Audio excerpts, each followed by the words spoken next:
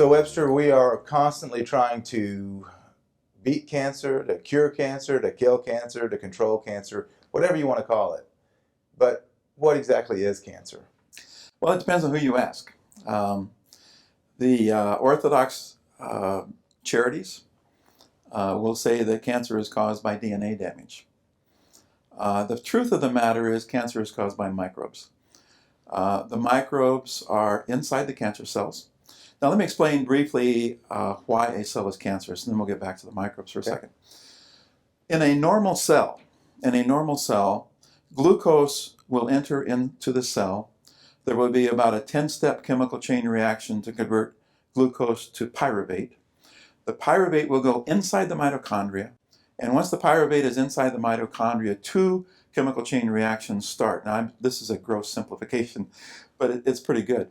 The first one is the citric acid cycle, also known as the Krebs cycle, and that starts with pyruvate. And that's a complete cycle to create ATP energy. ATP energy is what drives the energy of the cells, adenosine triphosphate. And about halfway through the Krebs cycle, the electron transport chain spins off. Now, the electron transport chain actually creates more ATP than the Krebs cycle or the citric acid cycle, but together they create most of the more of the ATP energy than anything else. And the definition of a cancer cell, and a Nobel Prize was given to Otto Warburg in 1931 for stating that the definition of a cancer cell is low ATP energy. So in a normal cell, glucose is converted to pyruvate. The pyruvate goes through these two chemical chain reactions. That's where the chemical ATP comes from. Now, so the question is, why is there low ATP energy? And the answer is microbes. Helicobacter pylori is the main culprit. And this microbe intercepts glucose. That's what microbes do, is eat glucose.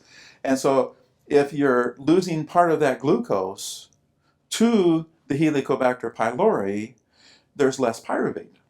Because if you have less glucose, you're going to have less pyruvate. If you have less pyruvate, you're going to have less pyruvate going inside the mitochondria, and so on and so forth. You're going to have less ATP energy. And that is the definition of a cancer cell. And so a lot of the treatments I have designed were specifically to kill those microbes. And typically, not always, but typically the way to do that is to have a combination of a Trojan horse and something that kills microbes.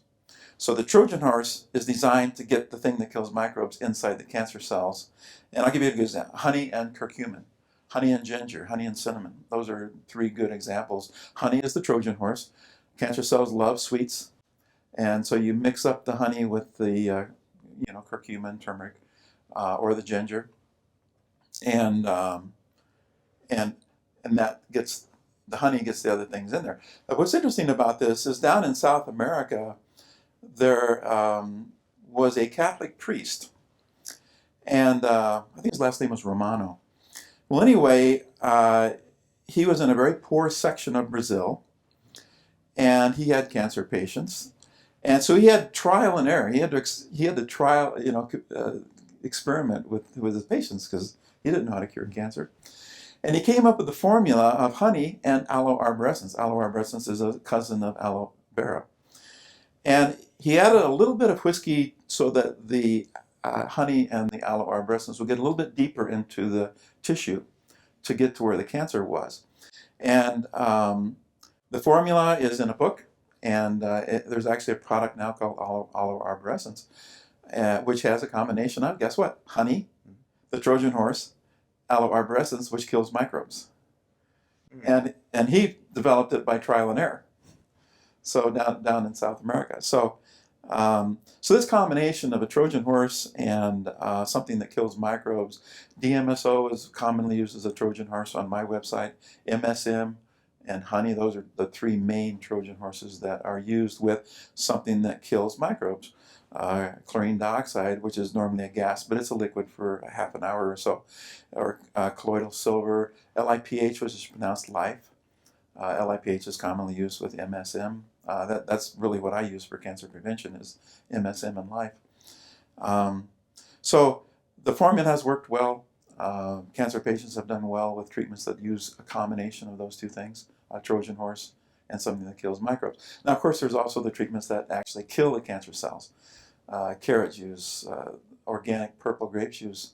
And I mention organic because normal grape juice has a lot of chemicals in it, but organic purple grape juice has at least 12 chemicals in it that kill cancer cells. Wheatgrass juice, and so on and so forth. So there's a lot of, there's multiple ways to deal with cancer. Sure.